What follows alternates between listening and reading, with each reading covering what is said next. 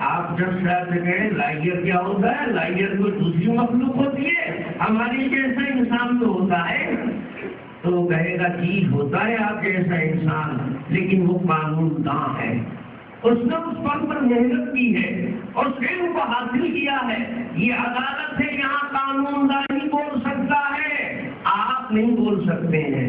آپ کہیں صاحب تو بولیں گے اور آپ کو سننا پڑے گا، تو 2-4 مرتبہ سمجھانے کے بعد پھر آگے کیا کارروائی کرے گا؟ گردنیہ پاسپورٹ دے کر کے پولیس کے حوالے کرے گا۔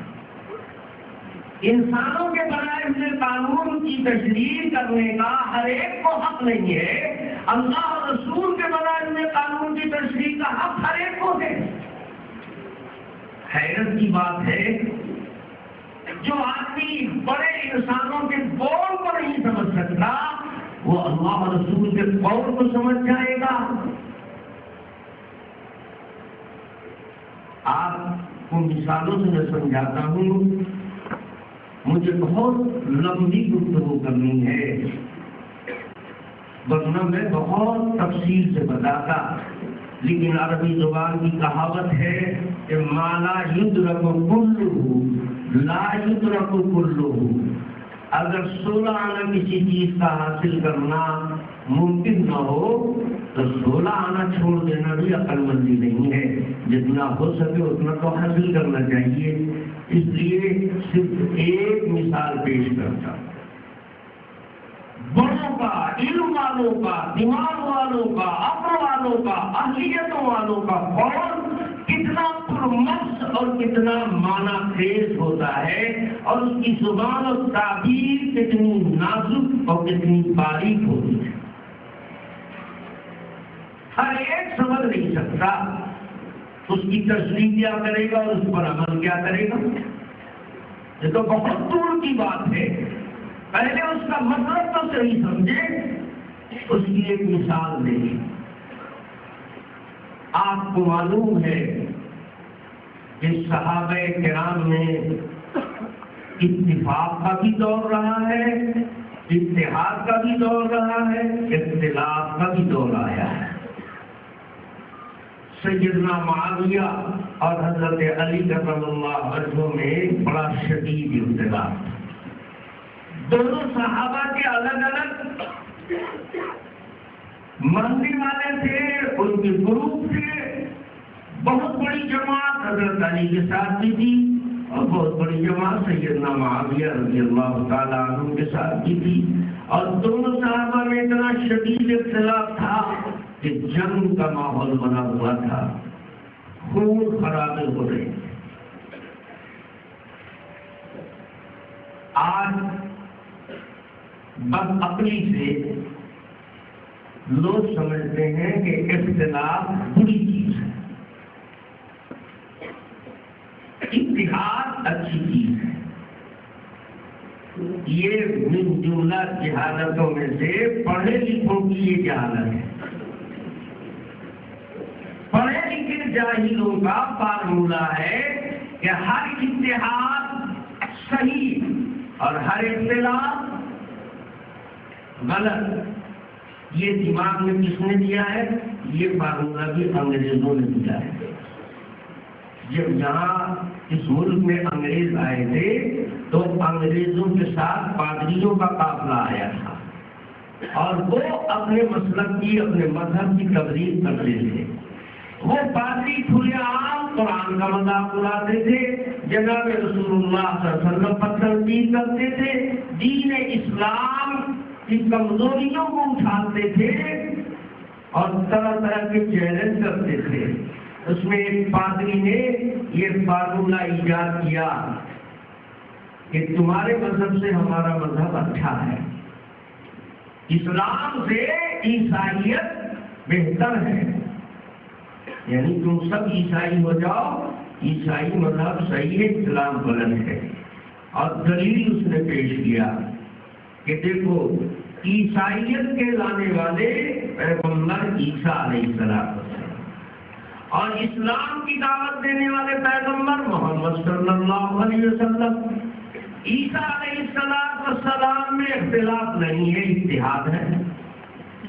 ان کو عیسائی بھی مانتے ہیں نبی اور مسلمان بھی نبی مانتے ہیں. جو مسلمان عیسیٰ علیہ السلام کو نبی نہ مانے مسلمان نہ جائے گا. تو عیسیٰ علیہ السلام کی نبوت میں اتحاد ہے، اتفاق ہے، اور محمد صاحب کی نبوت میں اختلاف ہے. اس کو تم نبی مانتے ہو لیکن ہم تو نبی نہیں مانتے.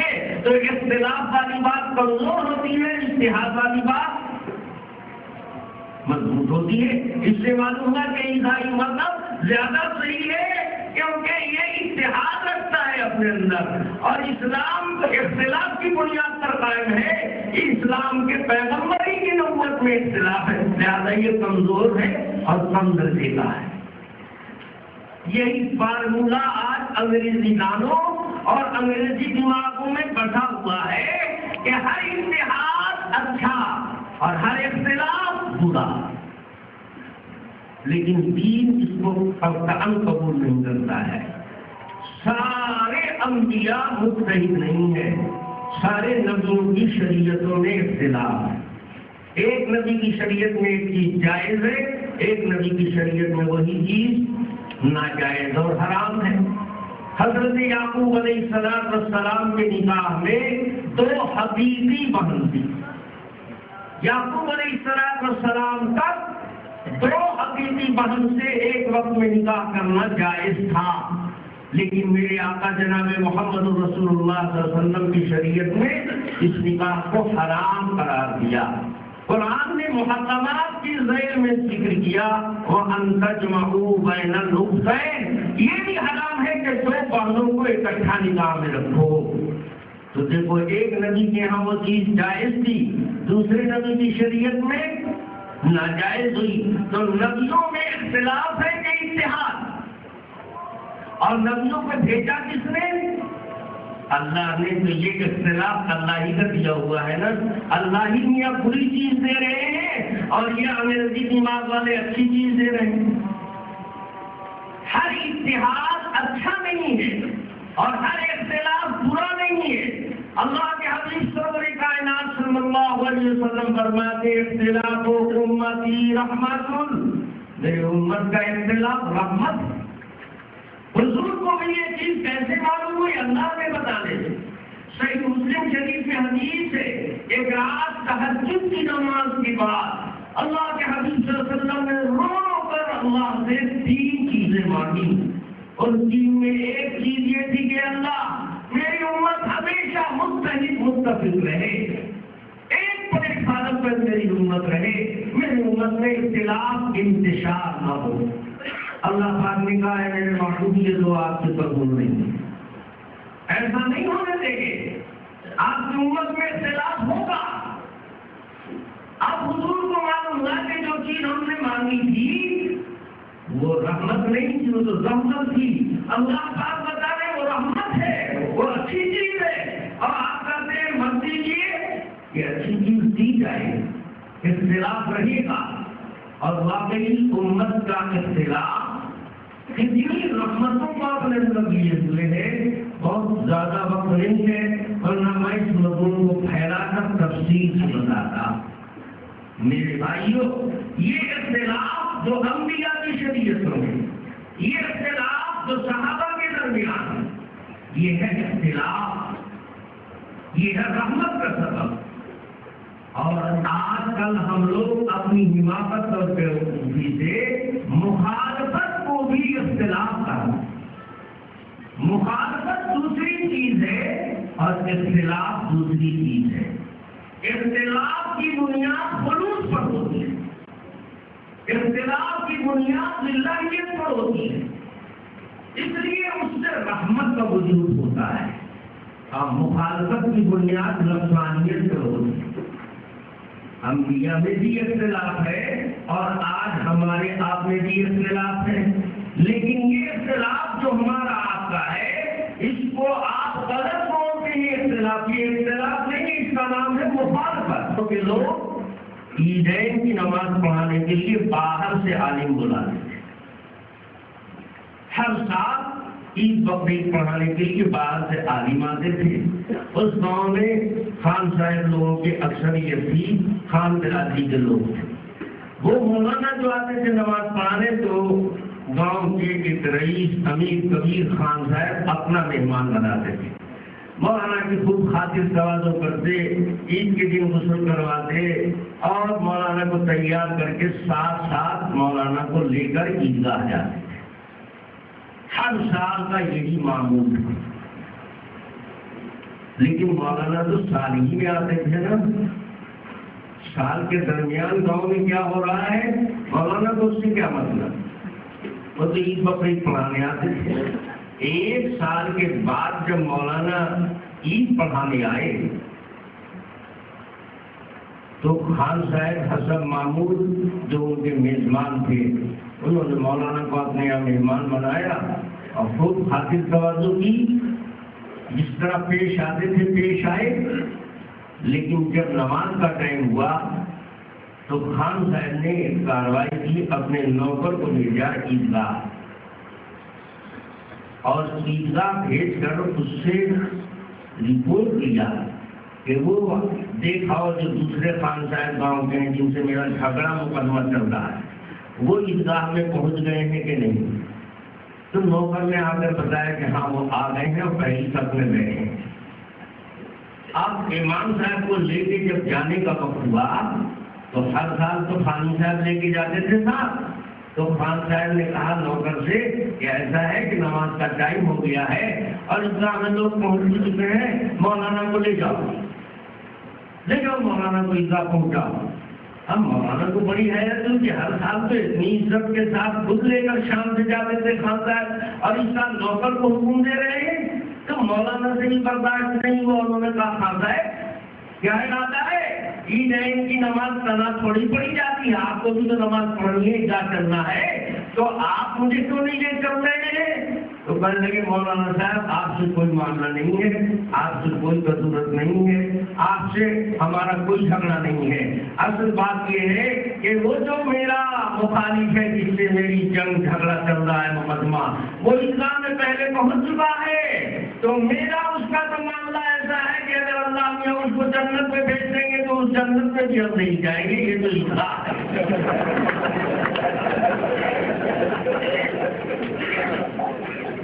اس کا نام اختلاف نہیں ہے، اس کا نام ہے مخالفت. آپ مخالفت کو بھی اختلاف کہتے ہیں، یہ آپ کی غلطی ہے.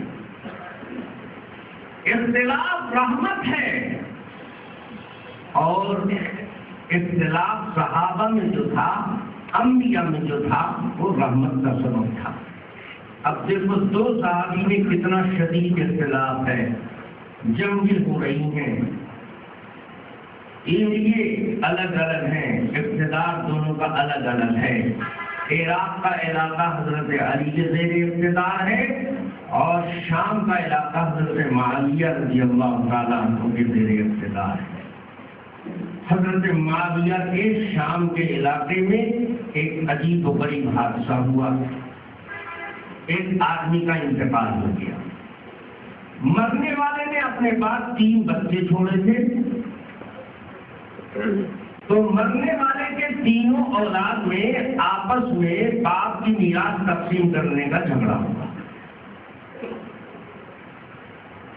تو تینوں نے مشورہ کیا کہ ہمارے علاقے میں جو قاضی صاحب ہیں ان کے پاس لے چلو، وہ میراث تقسیم کر دیں گے شرعی حصے کے مطابق، لڑائی جھگڑا آپس کا ختم ہو جائے گا. انہوں نے کہا یہ ٹھیک ہے، خود سے 5 بکرا مت کرو، ہم تینوں قاضی کے حوالے کر دو معاملہ، وہ تقسیم کر دیں گے شرعی قاعدے کے حساب سے، بس ہم تینوں کو قبول کرنا ہے. قاضی صاحب کی شروع میں معاملے کی تہ تک نہیں پہنچی. انہوں نے اس کو ظاہری سطح پر سمجھا. تینوں آئے کہ میرے باپ کا انتقال ہو گیا ہے، میرے باپ کے مطلوبہ مال کو ہم تینوں میں تقسیم کر دیا جائے. انہوں نے کہا یہ بہت آسان بات ہے. ایسا ہے فلاں دن تم تینوں آؤ اور اپنے باپ کے مطلوبہ مال کی لسٹ بنا کر لیتے آؤ. کیا کیا مال اور کیا کیا سرمایہ اس نے چھوڑا ہے اس کی پوری جائیداد کا بیورا لے کر آؤ اور ہم تقسیم کر دیں گے. ان کا ٹھیک ہے. تینوں پوری جائیداد کا بیورا اور اس کہ فہرست بنا کر لے کر آئے قاضی کے پاس، اب حل کر دیجیے مسئلہ۔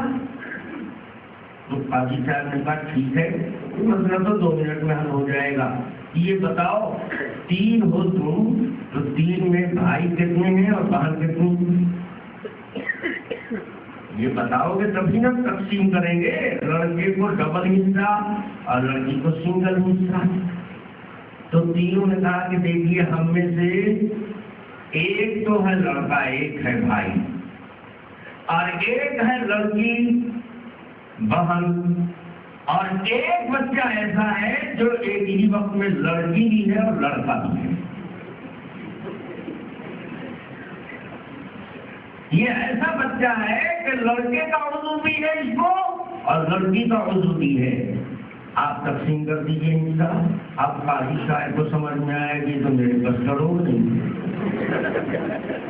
کیونکہ لڑکے کا حصہ تو قرآن میں موجود ہے، لڑکی کا حصہ قرآن میں موجود ہے، للذکر حظ الانثیین، لیکن یہ جو تیسری مخلوق ہے اس کا ذکر نہ قرآن میں ہے نہ حدیث میں ہے، نہ قرآن میں اس کا حصہ بتایا گیا اور نہ کوئی ایسا بچہ حضور کی زندگی میں دیکھا گیا، اور نہ صدیق اکبر کی خلافت میں ایسا کوئی مسئلہ سامنے آیا، نہ فاروق اعظم کی خلافت میں کوئی ایسی مخلوق سامنے آئی، نہ سیدنا عثمان غنی کے زمانے میں کوئی ایسا مقدمہ آیا۔ تو اس کا کیا حصہ ہوگا یہ نہ قرآن سے معلوم ہو رہا ہے، نہ حدیث سے پتہ لگ رہا ہے، نہ خلفائے راشدین سابقین کے یہاں اس کی کوئی نظیر و مثال ہے۔ تو اس کو لڑکے کا حصہ دیں گے کہ لڑکی کا حصہ دیں گے؟ بہت غور کیا، ٹائم بھی لیا، لیکن وہ بدھی نہیں سلجھا سکے اور مسئلہ حل نہیں ہوا۔ تو انہوں نے حضرت امیر معاویہ کے پاس مقدمہ بھیج دیا کہ جاؤ، وہ امیر المومنین ہیں، ان کے ہاں اور بھی بڑے بڑے اہل علم و دانشور ہیں اور بہت سارے صحابہ ہیں اس ٹیم میں۔ اب مقدمہ جب حضرت معاویہ کے پاس ٹرانسفر ہو کر آیا تو حضرت معاویہ رضی اللہ تعالیٰ عنہ نے ٹائم لیا کہ مجھے کچھ مہلت دو، کیونکہ مسئلہ پیچیدہ ہے، صحابہ مختلف شہروں میں اور ملک کے مختلف حصوں میں پھیلے ہوئے ہیں، اس صحابی کے پاس اس کا علم ہے معلوم نہیں ہے، تو دریافت کرنے کے لیے ذرا موقع چاہیے، خود سے حل نہیں کر سکوں گا تو دوسروں کو جمع کر کے مسئلہ پوچھوں گا، مشورے سے حل کروں گا، اس لیے ٹائم چاہیے۔ ان لوگوں نے کہا کہ ٹھیک ہے آپ ٹائم لے لیجیے جتنا وقت لینا چاہتے ہیں، لیکن ہمارا مسئلہ حل ہو جانا چاہیے، جھگڑا ہمارا آپس کا ختم ہو جائے۔ حضرت معاویہ نے ٹائم لے لیا، اس درمیان پوری کوشش کی انہوں نے کہ اس مسئلے کا کوئی شرعی حل نکل آئے، قرآن سے معلوم ہو جائے، حدیث سے معلوم ہو جائے اور خلفائے راشدین کے زمانے کا کوئی فیصلہ مل جائے۔ جتنے حضرت معاویہ کے گروپ میں صحابہ تھے اور ان سب سے بھی معلومات حاصل کی، لیکن سب فیل ہو گئے اور یہ مسئلہ حل نہیں ہوا۔ تو حضرت معاویہ بہت پریشان تھے، صحابہ سے پوچھا کہ آخر اس کا تو کوئی حل ہونا چاہیے۔ تو صحابہ نے کہا کہ دیکھیے اس کا حل ہم لوگوں کے بس کا تو نہیں ہے، روئے زمین پر صرف ایک ہی ایسا انسان ہے جو اس مسئلے کا شرعی حل نکال سکتا ہے، اور وہ آپ کے مخالف و حریف حضرت علی ہے۔ کیونکہ ایسے مشکل مسائل میں اس کی گرہ کشائی کے لیے حضرت علی کو اللہ نے مہارت دی تھی۔ جناب رسول اللہ صلی اللہ علیہ وسلم نے فرمایا تھا وَأَقْضَاهُمْ عَلِي، معاملہ فہمی اور گرہ کشائی کی صلاحیت سب سے زیادہ اللہ نے میرے صحابہ میں حضرت علی کو دی ہے۔ اس لیے بڑے بڑے اکابر صحابہ جب پھنستے تھے تو حضرت علی سے رجوع کرتے تھے۔ کئی مرتبہ حضرت عمر کو حضرت علی نے سنبھالا، یہ فیصلہ آپ کر رہے ہیں، یہ فیصلہ صحیح نہیں ہے، یہ فیصلہ اس طرح کیجیے۔ بعد میں حضرت عمر کو ماننا پڑا اور کہنے لگے لولا علی لہلک عمر، علی نہ ہوتے تو عمر ہلاک ہو جاتا۔ صحابہ حضرت علی کو حلال المعضلات کہا کرتے تھے۔ معضل کہتے ہیں عربی میں مشکل مسئلے کو، مشکل مسائل کے حل کرنے والے حضرت علی تھے۔ اسی حلال المشکلات محاورے کا فارسی میں ترجمہ ہوا مشکل کشا.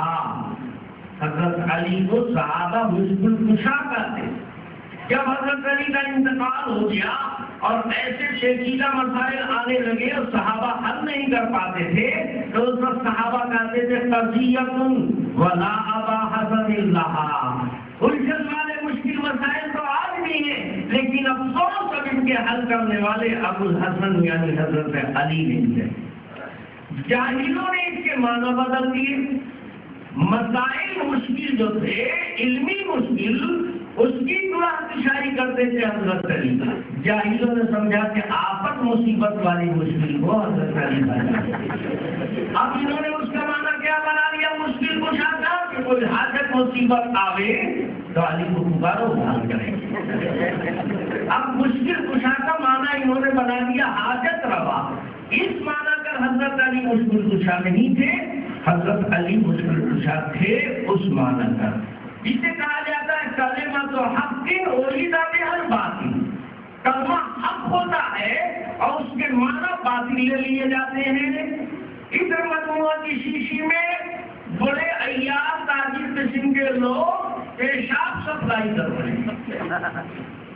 اب بیوقوف سادہ لو آدمی دیکھ رہا ہے کہ ادھر کو مجموعہ کی ہے لیبل مجموعہ کا ہے میرا چیک کیے وہ خریدے گا.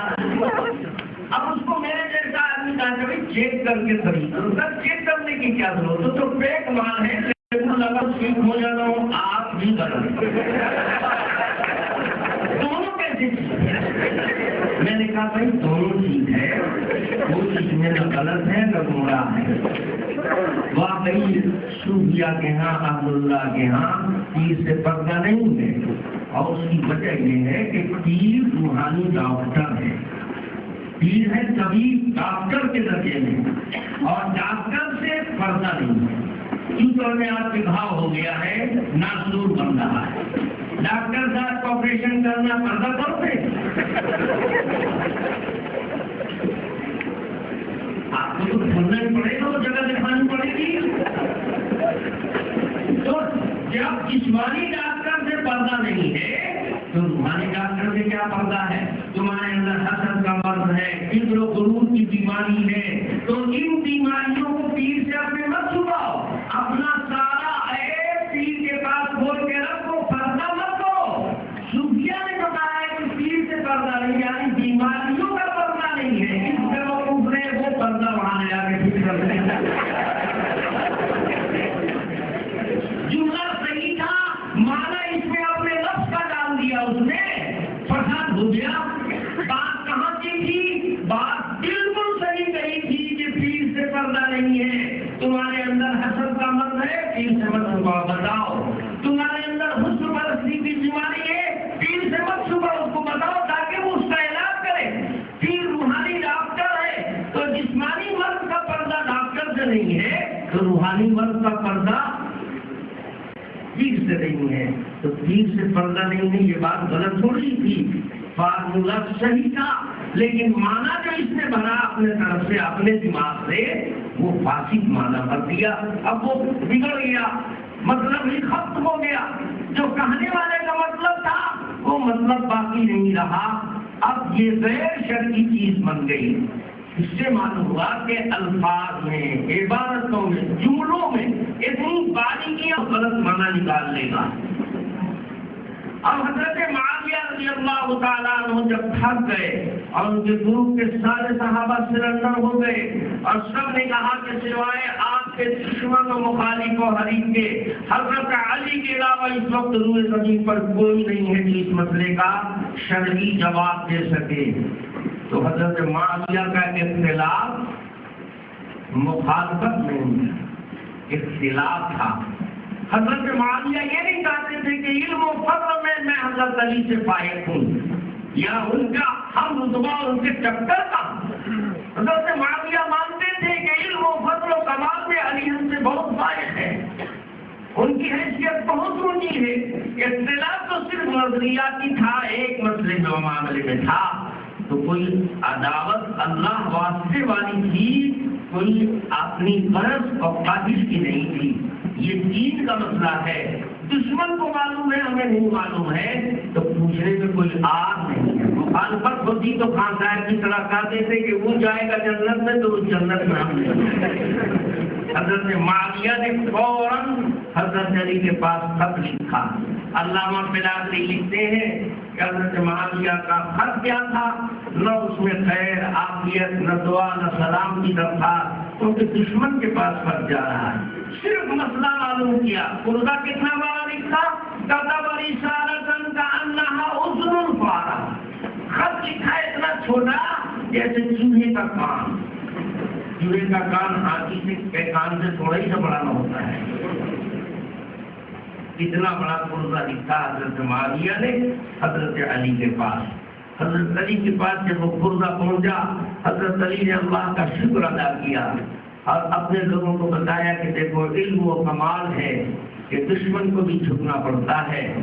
آج میرے دشمن نے، میرے مخالف نے مجھ سے دین کا ایک مسئلہ معلوم کیا ہے. اللہ پاک کا شکر ہے، کرم ہے. اور اس کے بعد قلم لیا، کاغذ لیا اور جواب لکھ کر بھیجا. تو اتنا بڑا جواب تھا، وہ بھی علامہ بلادری لکھتے ہیں کتب علی رسالۃ کأنہا نصف اذن الفارہ. وہاں سے جواب آیا تو آدھے کان کے چوہے کے برابر ہے. اتنا چھوٹا سا جواب لکھا. جواب میں کیا لکھا؟ محدث نقل کر رہا ہے، یہ مستند واقعہ ہے، کوئی کہانی نہیں ہے، کوئی تاریخی واقعہ نہیں ہے. سنن ابن منصور میں سعید ابن منصور محدث نے اپنی سنن میں لکھا ہے کہ حضرت علی نے جواب لکھا ارثہ من مبالغہ. وہ بچہ تو تیسرا ہے جو لڑکے کا عضو بھی رکھتا ہے، لڑکی کا عضو بھی رکھتا ہے، اس کی میراث اس کے پیشاب کے راستے سے دی جائے گی. حضرت علی کا لکھا ہوا جواب حضرت معاویہ کے پاس پہنچا. خوش ہو گئے، مست ہو کر کہنے لگے علی تیرے فہم و علم کا جواب نہیں ہے. اتنی بڑی ٹیم اور جماعت صحابہ کی حل نہ کر سکی، تم نے چٹکی میں حل کر دیا. وہ بچہ جس کے پاس لڑکے کا عضو بھی ہے، لڑکی کا عضو بھی ہے، آپ نے وہاں سے لکھ کر بھیجا پیشاب کے راستے سے ترکا دیا جائے گا. بتاؤ، ہم نے آپ کو الفاظ بھی سنا دیے، واقعہ بھی سنا دیا، لیکن ہم دعوے سے کرتے ہیں کہ حاضرین میں سے 99% نے جواب نہیں سمجھا ہوگا. ترکا پیشاب کے راستے میں سوچا جاتا ہے. ایسے کسی کو بات کی میراث ملتی ہے؟ اگر حضرت علی اتنا باکمال تھے تو حضرت معاویہ اتنے بڑے فقیر و مجتہد تھے کہ علی کے جواب کو سمجھ لیا، ورنہ تو عام لوگ کے سمجھ میں نہیں آ سکتا. حضرت معاویہ خوش ہوئے، سمجھ گئے کہ حضرت علی کہنا چاہتے ہیں کہ جب لڑکی کا عضو بھی ہے اور لڑکے کا بھی ہے تو دیکھا جائے گا پیشاب کس عضو سے کرتا ہے. اگر لڑکے کے عضو سے پیشاب کرتا ہے تو اس کو لڑکے کا حصہ دیا جائے گا، اور لڑکی کے عضو سے پیشاب کرتا ہے تو اس کو ترکہ باپ کی میراث کا لڑکی کے حصے کے مطابق دیا جائے گا. سوچو، ایک حضرت علی کے جملے کو، ان کے ایک کلمے کو جب آپ سمجھ نہیں سکتے تو اللہ کے نبی کے کلمے کو ہر ایک سمجھ لے گا. یہ جو لوگ ہوٹل میں بیٹھ کے بخاری پڑھاتے ہیں، بخاری کا تو کباڑہ کر دیا انہوں نے، اخبار سے بدتر بنا دیا. ہوٹل میں اخبار پڑھا جاتا ہے، بخاری نہیں پڑھی جاتی ہے. بخاری کی عظمتوں سے کھیلنے والوں، بخاری کی عظمت کو پہچانو. بخاری کی عظمت ہمارے یہاں ہے. ہمارے یہاں پڑھانے والا بھی باوضو بیٹھتا ہے، پڑھنے والا بھی باوضو بیٹھتا ہے، اور ہر ایک کو بخاری ہاتھ میں نہیں دی جاتی ہے. 8 سال پہلے طالب علم کی رگڑائی ہوتی ہے، گھسائی ہوتی ہے. 8 سال میں وہ تیار ہوا، اب اس میں اتنی اہلیت ہوئی کہ اس کے ہاتھ میں بخاری دی جائے. اور یہاں 8 دن بھی کوئی اہلیت نہیں، اور دن رات بس لے بخاری اور دے بخاری. یہ بخاری کا احترام ہو رہا ہے، یہ بخاری کی عظمت کر رہے ہیں، تعظیم کر رہے ہیں. ان سے زیادہ بدتمیز بخاری کی بے احترامی کرنے والا کوئی طبقہ نہیں ہے اس دنیا میں. میرے بھائیوں، اللہ کے نبی کا کلام ہر آدمی سمجھ لے گا. میں نے تو حدیث پڑھ دیا بخاری کے حوالے سے، بتاؤ اس حدیث کا کیا مطلب ہے؟ اللہ کے نبی فرمائے تمام انبیاء باپ شریف بھائی ہیں، سب کے باپ ایک ہے، سب کی مائیں الگ الگ ہیں۔ ذرا اس کا مطلب تو بتا دو۔ نبی کے اس قول کا مطلب وہی اپنے دماغ سے سمجھا تو اس نے لکھا کہ عیسیٰ علیہ السلام کے باپ یوسف نجار تھے، مریم کے شوہر تھے۔ بتاؤ یہ صحیح کفر ہے کہ نہیں ہے؟ یہی صحیح حدیث کی بخاری پڑھا تو لکھنے والے نے دعویٰ کیا کہ آدم علیہ السلام پہلے انسان نہیں ہے، ان کے جو باپ تھے وہ پہلا انسان ہے۔ بتاؤ یہ دونوں عقیدہ کفر ہے کہ نہیں؟ صحیح کفر ہے۔ اور یہ کفر کہاں سے لے رہا ہے؟ صحیح حدیث سے لے رہا ہے۔ تو یہ راستہ پرخطر ہے یا نہیں ہے؟ کتنا پرخطر راستہ ہے۔ صحابیات بہت مرتبہ ٹھوکر کھا جاتے تھے حدیث کے سمجھنے میں۔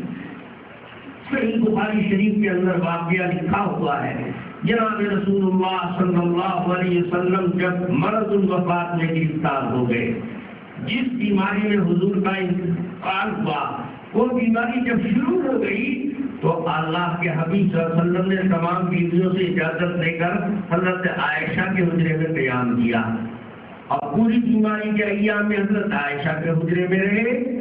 وہی لوگ تیمارداری کے لیے بھی آتے تھے، خیر و عافیت دریافت کرنے آتے تھے۔ حضور پاک صلی اللہ علیہ وسلم نے اشارے سے بھی اور صراحت سے بھی بتا دیا تھا کہ بس جب ایام باقی ہیں زندگی کے، میں اس دنیا سے جانے والا ہوں۔ صحیح بخاری میں حدیث ہے کہ حضرت عائشہ کے حجرے میں انہی دنوں میں حضور نے حضرت فاطمہ کو بلایا، اور جب حضرت فاطمہ آ گئی تو حضور نے حضرت فاطمہ کے کان میں رازداری کے ساتھ کوئی گفتگو کی، کچھ بات بتائی۔ حضرت عائشہ کو بھی پتہ نہیں لگا، جتنے حاضرین سے کسی کو ہوا نہیں لگی باپ بیٹے میں کیا گفتگو ہوئی۔ حضور نے جب حضرت فاطمہ کے کان میں بات کہی تو اس بات کے سننے کے بعد حضرت فاطمہ کا چہرہ مرجھا گیا، بہت غمگین نڈال ملول ہو کر چلی گئی۔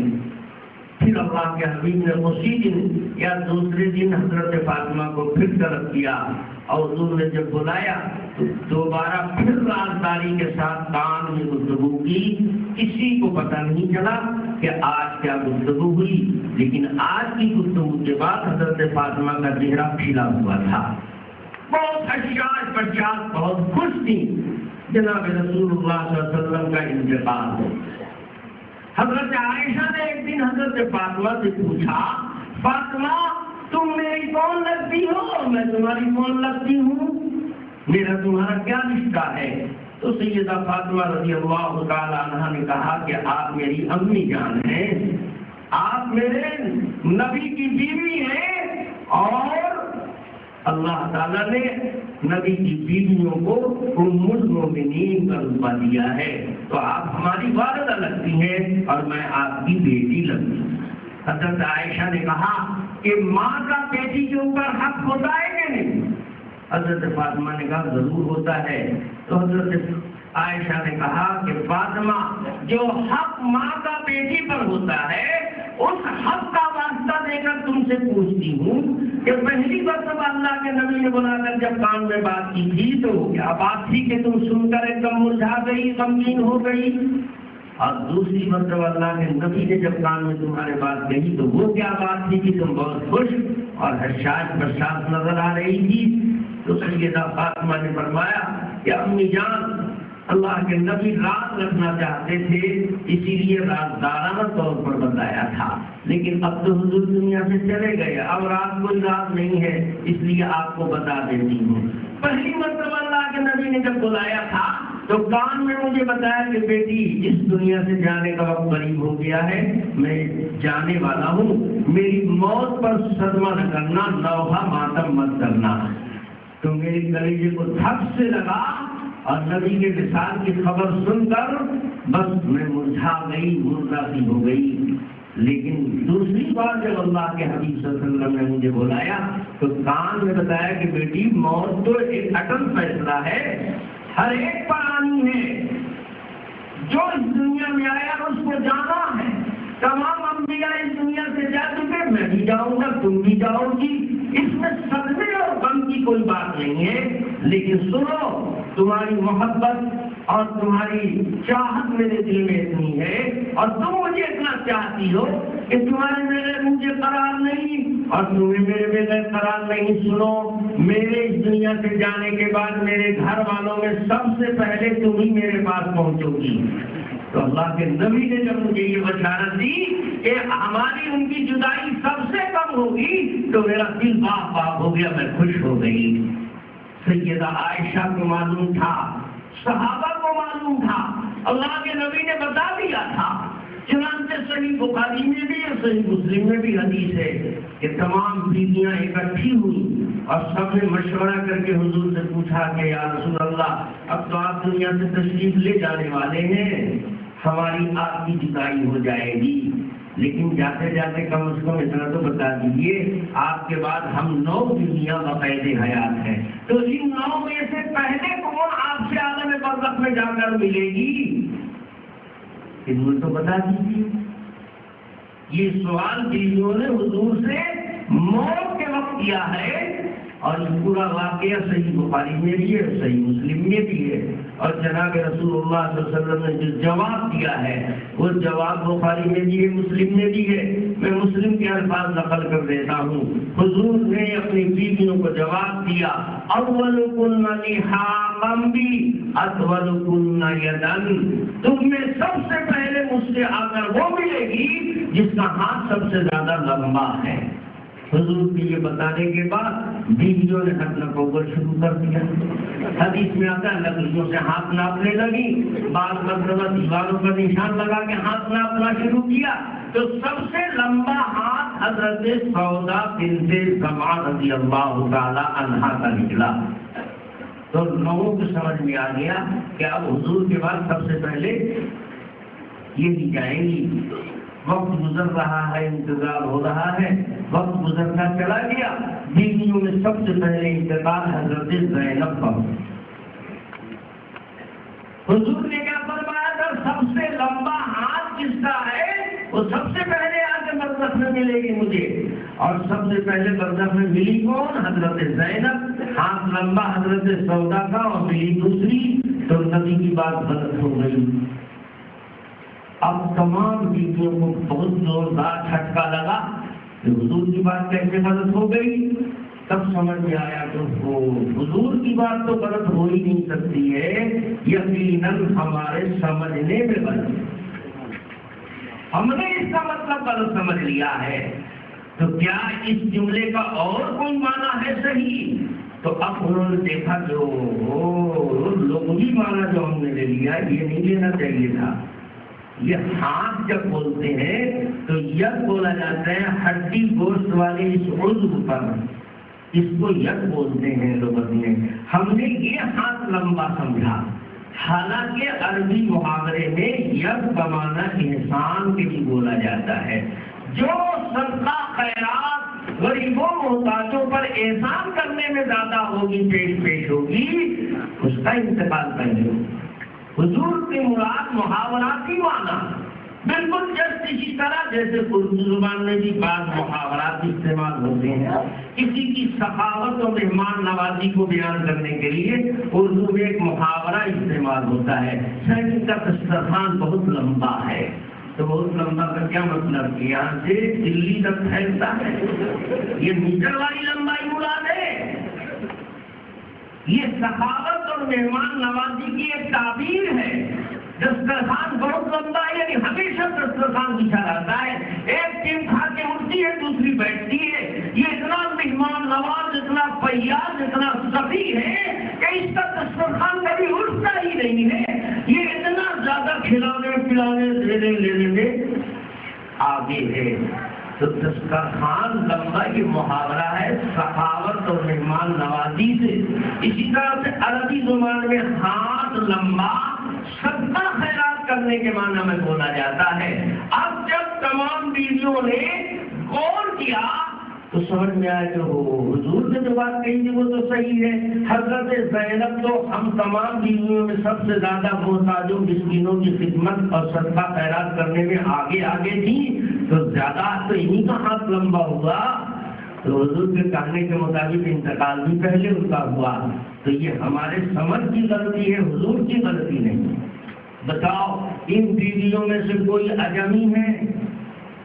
حضور کی 9 بیویوں میں سے ہر ایک عربی صاحب زبان اور نبی کی صحبت پائی ہوئی صحابیہ بھی ہیں، مزاج شناس رسول بھی ہیں، اور ان میں سیدہ عائشہ جیسی فقیہ مجتہدہ بھی ہیں. ان کو نبی کا قول سمجھنے میں ٹھوکر لگ گئی تو یہ ہوٹل میں بیٹھ کر بخاری پڑھنے والے تم کو صحیح حدیث سمجھا پا رہے ہیں؟ یہ تم کو حدیث کا مطلب غلط سمجھاتے ہیں. حدیث رسول ہونے میں کلام نہیں ہے، نبی کی حدیث ہے. حدیث صحیح ہونے میں کلام نہیں ہے. جو مطلب تم بیان کر رہے ہو وہ نبی کا بتایا ہوا مطلب نہیں ہے. قانون دانوں سے پوچھا جائے گا.